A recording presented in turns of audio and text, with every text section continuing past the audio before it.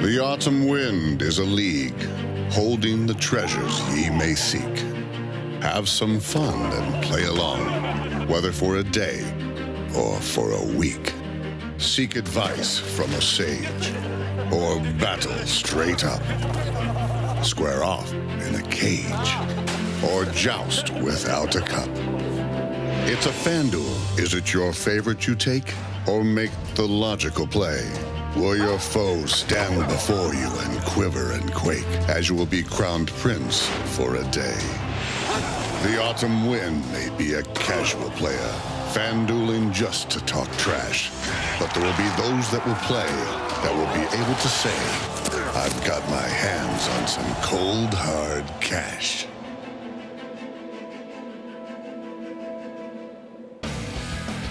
Hello and welcome to the Box Scores FanDuel Draft Day. I'm Brock here in Los Angeles from our very own Red Zone set, joined by the Danettes who are out there in Milford, nestled up next to the golf simulator. Now, last time you guys were out in Milford, Fritzy knocked over and almost broke a light before the show.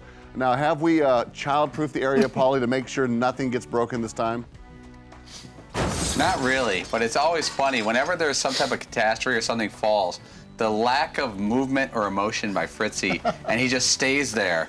And like, I always worry about Todd if, like, you know, there's a fire alarm goes on and people run out the door. I think Todd will just sit there and wait and burn up and just be charred flesh. Something here that suggests we should be leaving the building. I've seen it be on fire. I just kind of take it all in, but there are certain situations where you don't really have that kind of a time frame to just kind of watch and observe. Which is great too when there's like something like that's particularly messy or something. We'll all clean it up, and Paul will usually, you at some point when it's done, he'll say, "Thanks, Todd." Todd does not like to move. Well, the fireman will certainly find him in that bright orange shirt, so he's safe that way. Let's look back at our official DanDuel standings from Week 10. And what wasn't broke was Fritzy's performance. He took down everyone in the man cave, finishing first and in the money. Dan finished second. McLovin earns the Todd Fritz a middle of the road award for his second straight week, followed by Seaton and Fritzy. Fritzy, there's been a run of back-to-back first-place finishes in recent weeks. Will you keep it going? I'm certainly going to try. I took a couple of gambles. I went very big on the money. I spent a lot of money on my quarterback and my first of two running backs. And after that, I took a couple of chances. And once we get ready to reveal those names, there's 2 or 3 guys that are a little questionable that I did more for money reasons than thinking that they were going to necessarily put up big numbers this weekend. All right, well, with Week 10 in the books, it's time to look back and reflect. I'm sure Fritzy had at least one of these players in his roster. Paulie, break us off with some of that finger-licking good picking.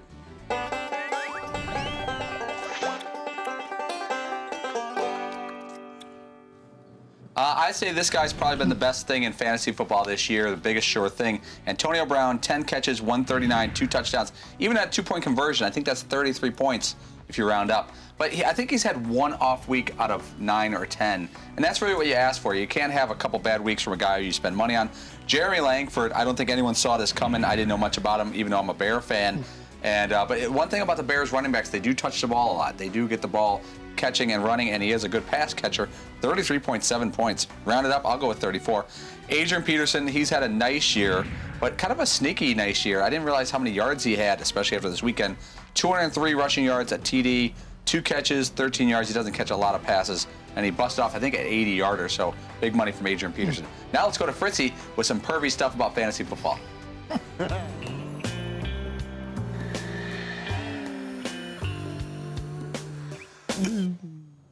All right, bust of the week time. A lot of people had high hopes for Tyler Eifert coming into the week, but he had his second lowest scoring output of the season. 3 catches, 26 yards. He could have had more, but several drops killed him and the Bengals. Only 4 fantasy points for him.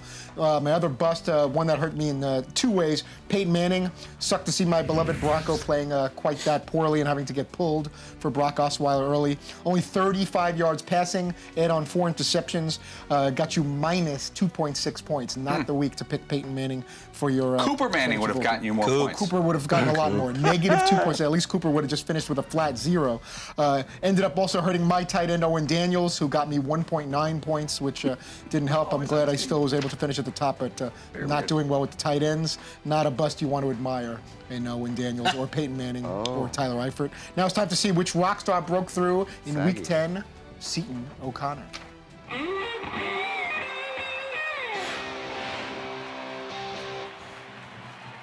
let me tell you about a little fella named Sharkhandrick West. Should be more like Shorkandrick West. Or is it north-south? I'm not really sure. And maybe you're like me. I've never really heard of this youngster.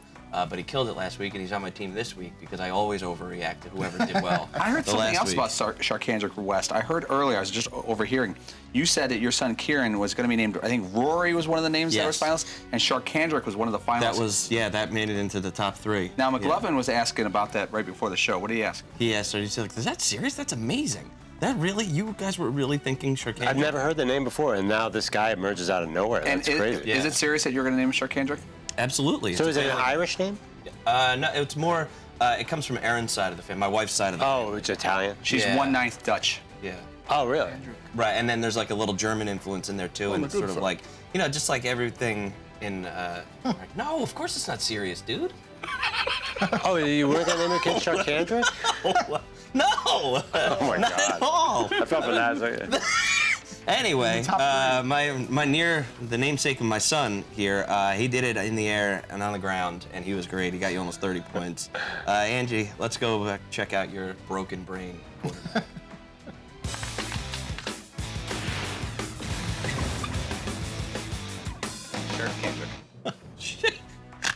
I'm still dazzled and bedazzled here and dazed. I feel like Bill Walton. My finger-licking good quarterback is Kirk Cousins. By the way, Kirk Cousins killing it. Really just went off last week. Little worried because there's a lot of screen passes that went off. Like he would throw a ball like 5 yards and it'd be gone every time. But Kirk Cousins, he's efficient. He's a great interview, even though Fritzy says he hasn't said yes in the last few weeks. But I got a question for you. But he's definitely the quarterback who's breaking the system. How important is it for your brand for Kirk Cousins to have a good season, get a big contract, and be an NFL All-Pro possibly someday? Because you were way ahead of everybody with the... Oh. You like that? Do you like that? Do you like that system-breaking quarterback? I mean, that blew up, and I think it's got a lot more legs if he plays well. That was by the way, that was my where's the beef line, because people come up to me on the street and said, I love the Kirk Cousins thing. Yeah. I swear to God. Yeah, I've heard not the actual street, but like, like near the street. Theoretically. On the sidewalk. Like the sidewalk. On Twitter. Like, like sometimes like in an alley or something. Well, not really on the street, because that would be dangerous. When you say people, you mean a person has done it. Yeah. Not really a person per se. We'll take it. A guy named Sharkhandrick. And there goes Kirk Cousins. He goes by Charlie. Do you like that? Do you like that? Do you like that?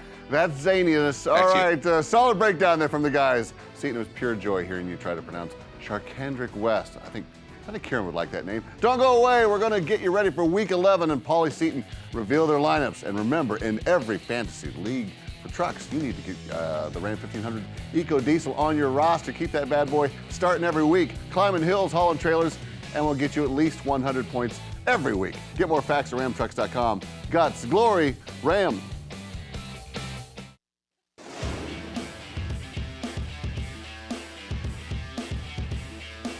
Welcome back to the Box Scores FanDuel Draft Day. It is time to get ready for Week 11, but first, let's reveal the Danitz Challenge for this week. McLovin, what do you got?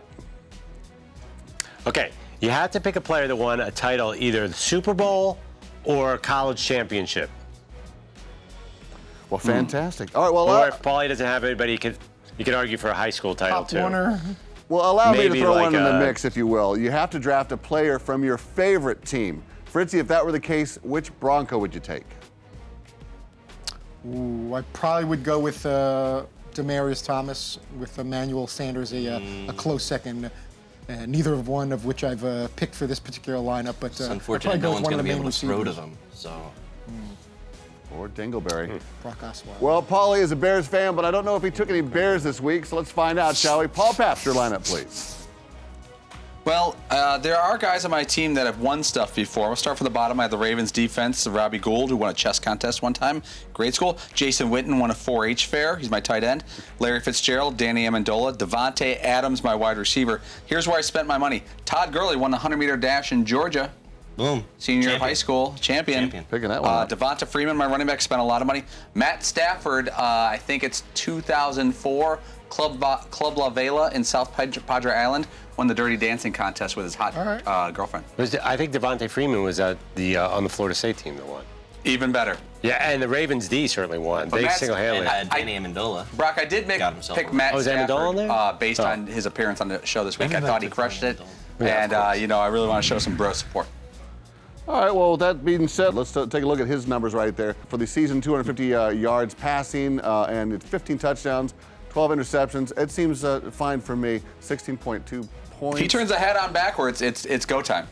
He's absolutely magic. All right, let's move on to Seton, shall we? A man who's not afraid to take a Patriot or two, but then again, the Patriots don't suck. So, Seton, have you taken a Patriot or two this week? Of course I have. I got Danny Amendola, champion, on my roster. I also took my guy Cam Newton, just because he's dancing. I've got James Starks. I've got Shark Hendrick. I've got Julio Jones, Amari Cooper. I don't know why I take a Raider every week, and well, sometimes they do well for me. I've got Greg Olsen, who has never performed for me. No offense. I've got Dan Bailey, and then the Chiefs' defense against the Chargers. Boom! That's a winner. Lock it up. Seton, you got your breakthrough rock star Shark Hendrick West on your team, and he's been on a tear lately. Any concerns that he might come down to earth on this Sunday?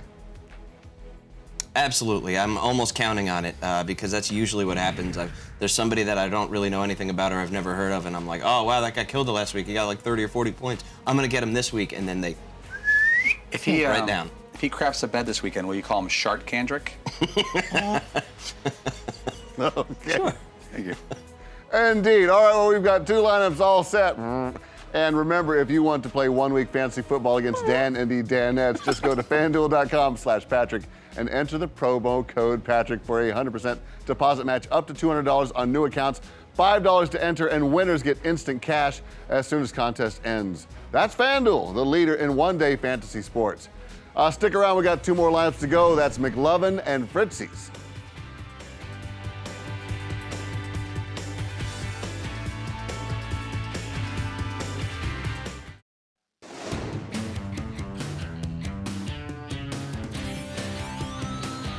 And we're back here on the Box Scores FanDuel Draft Day. McLovin, you've been one of the more consistent players in the man cave. What's your strategy when selecting a lineup? Wow, I study, I've tried to stick with the home teams. That seems to do better, although I break that rule all the time. And I go on the matchups. That's about it. All right, well, it's been a successful season so far. No last place finishes for McLovin this year. Let's see who's going to help him stay in the top three this week, shall we? All right. Well, okay. I went with Cam Newton, won a title at Auburn. That's number one. Basically, you've seen this before because I have Seton's team almost to the T. Wow, yeah. I have Devonta Freeman, but you went with Julio, so we both took Big Falcons. That's what's going to determine who wins. Right. Kendrick West, Stevie Johnson, because all the other wide receivers are hurt on San Diego. Are Amendola and Gostkowski the same person? Look at their pictures. Clearly. Yeah, there's very little difference. Mike Evans had a lot of targets last week. Greg Olsen, there were no other tight ends to take this week. It's Jacob Tamme or Greg Olsen. Now, I had $500 at the end, and I wanted Robbie Gould because I'm sick of seeing Robbie Gould score points for everybody else. But I had to kill $500, so I figured I'd take Gostkowski, the most expensive kicker. Not going to get you anything. Just save some dough. You could roll it over to next week. Can you? Can't do that. Yeah. I didn't spend all my money. I left $300 on the table. Can't do that. No, you got to spend it all. McLovin, if Cam Newton scores 4 touchdowns on Sunday, will you imitate Cam's now controversial touchdown dance from last Sunday? Yeah. Well, if you ever watch a Dan Patrick show, there's a good chance that I will actually sneeze. I might do this, and it's not a dance move. It's a sneeze. Sorry. You should do the Fritzy sneeze where he just sneezes all over the place and doesn't come out. That's one of Cam's new dances. Yeah. All right, keep the Purell handy. Time to head to the winner's circle where Todd Fritz is ready with his Week 11 lineup. Take it away, Fritzy. All right, at quarterback, I went Tom Brady. I think this is the first time I've played him all year, but I think this is the time. Got something to prove against the AFC East foe, if you could call them that, the Buffalo Bills, for Monday Night Football, and that fulfills the challenge of someone who's won a championship. I spent a lot of money on Todd Gurley, Rams at Ravens, so I'm expecting big things from Brady and Gurley. Went Sharkhandrick after what he did to Denver as my second running back. Receivers, I'm very iffy about these, but I took a couple of chances. Golden Tate. My son, actually, I'm going to put that on him if Golden Tate doesn't put up big numbers. He wanted me to not play Amari Cooper and go Golden Tate. Rashard Matthews, another one that I'm taking a big chance with. Tavon Austin, going with a second Ram to go with Gurley. Then I went with a pair of Panthers, the tight end Greg Olsen, even though I've played him recently and didn't do much for me. Graham Gano, I'm hoping the Panthers will get some points on the board, hopefully a lot of field goals at home against the Redskins. And I'm expecting the Jets defense to step up in Houston, Texas against the Texans. So that's what we're looking at heading into Week 11. Now, Fritzy, you spent big money on Tom Brady and Todd Gurley. How tough is it to fill out the rest of your lineup after dropping $18,400 on 2 players? Very. I had to move a lot of things around. I've been for the last few weeks, for whatever reason, I've been going with a quarterback, running back, and wide receiver to see what I can do to play with the money that's left after going with maybe a high-priced quarterback, running back, and wide receiver. But I ended up going over several times, and then ended up with the likes of Golden Tate and Rashard Matthews and the Jets defense. Those were some of the lower-priced items based on wanting to go with Brady and Gurley. And Tavon Austin, I think, is a good deal at $6,000 over with the Rams-Ravens. So we'll see. But yeah, Brady and Gurley starting out with those 2 picks put me in a hole pretty quickly. All right, well, good job scrambling there. Don't go away. Fritzy Trash Talk fired up the boss. We'll see if he can keep the hot streak going. But first, that's the box where we're taking a break to remind you that the Ram Heavy Duty, with its best-in-class towing, torque, and horsepower, doesn't need one. Get more facts at ramtrucks.com. Guts, glory, Ram.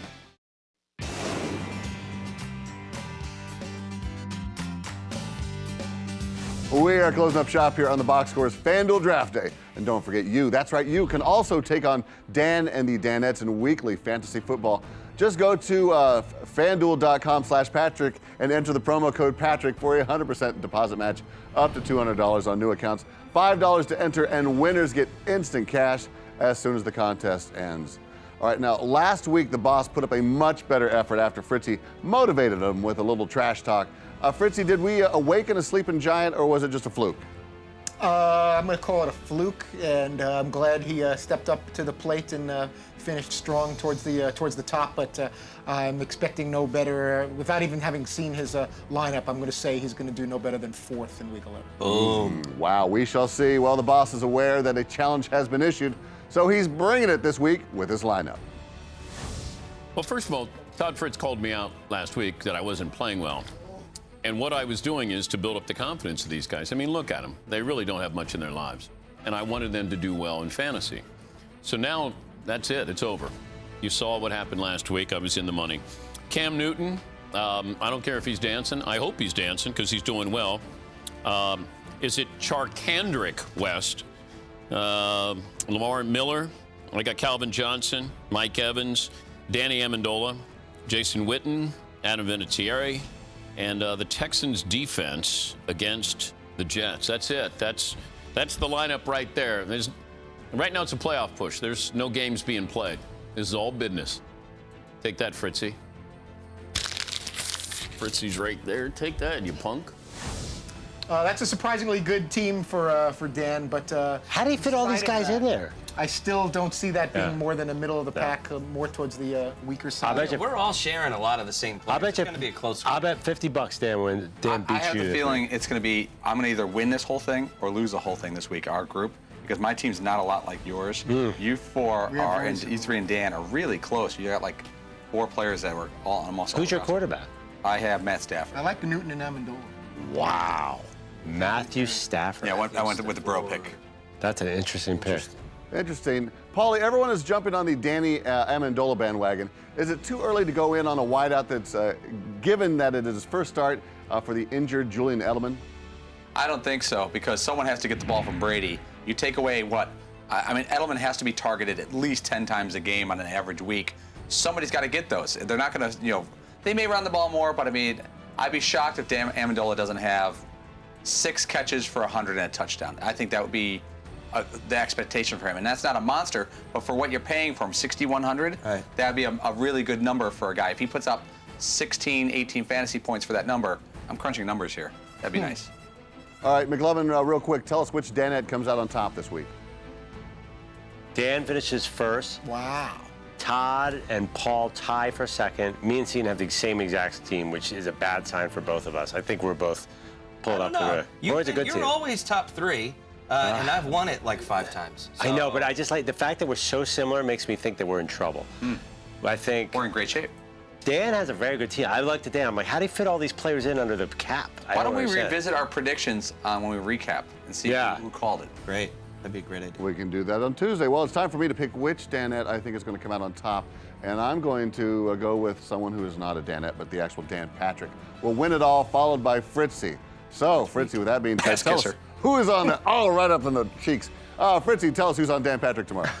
Chad Greenway. Vikings linebacker Chad Greenway on the Friday edition. Oh, boy. You came so close. Yeah, He already said Friday's show. You He said couldn't help Dan yourself. Patrick show. You tried. You could have said Chad Greenway, the Vikings. Vikings linebacker Chad Greenway. All right, fantastic. All right, thanks for watching the Box Scores FanDuel Draft Show. You can watch the Danettes make their selection every Thursday right here on Audience or via the podcast on iTunes or at podcast1.com. Right in the money. I don't know a lot about sports, but I can drink a lot of beer. My motto is simple. C's get degrees. Need a long, inappropriate hug? I'm your man. I think I'm smarter than you, because I probably am. Hey, thanks for watching the Box Score. Holy cow!